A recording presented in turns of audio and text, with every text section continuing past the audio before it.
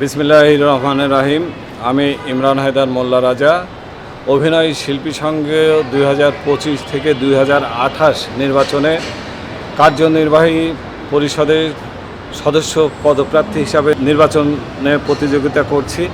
আমার সাথে আরও 11 জন প্রতিদ্বন্দ্বিতা করছে। এই 11 জন সবাই যোগ্য এবং খুব অ্যাক্টিভ।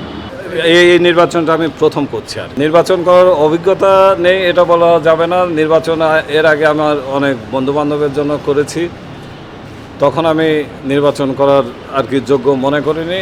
এখন আমি নির্বাচন করছি আর কি যোগ্য মনে করছি। আমি ইতিমধ্যে বিগত সেই সাচ্ছু ভাই, সেলিম ভাই, রনক নাসিম ভাইয়ের যে পরিষদ, সেখানে আমি নিজে আর কি বিভিন্ন কর্মকাণ্ডে, যেমন অনুষ্ঠান, কোভিড, তারপরে হচ্ছে বন্যার্থদের মাঝে বস্ত্র বিতরণ, আমাদের আত্মাবনগরে যে আমাদের একটা জমি আছে সেখানে আমরা দিন রাত 24 ঘন্টা, সেখানে আমি নিজে, আমার সাথে আরও অনেকেই ছিল, সেখানে আমরা ইট বালু পর্যন্ত টেনে আমরা বাউন্ডারি ওয়াল দিয়েছি।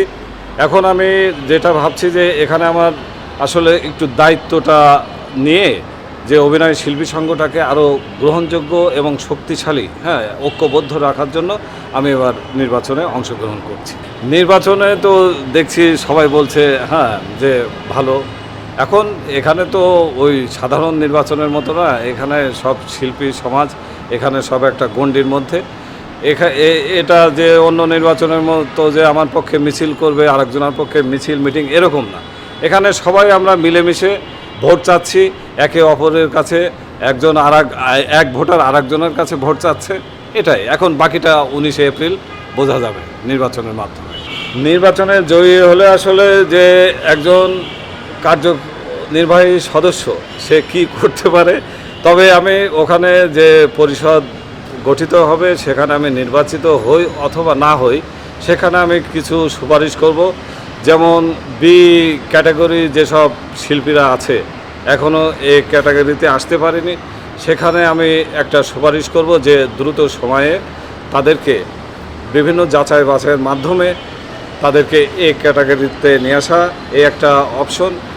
আর একটা ব্যাপার হচ্ছে যে অভিনয় শিল্পী সংঘের আমাদের যে জায়গাটা আছে আত্মাবনগরে, এখানে কিছু জটিলতা আছে। তো আমি চাইবো যে এই জটিলতাটা আমরা নির্বাচনের পরে খুব দ্রুত সময়ের মধ্যে আমাদের জায়গাটা আমরা ফিরে পাবো এবং সেখানে আমরা একটা হাব সেন্টার গড়ে তুলতে সক্ষম হব, সবাইকে সাথে নিয়ে। অভিনয় শিল্পী সংঘকে, আমার পরিবারকে আমি যেমন ভালোবাসি, অভিনয় শিল্পী সংঘকেও আমি ঠিক তেমনই ভালোবাসি।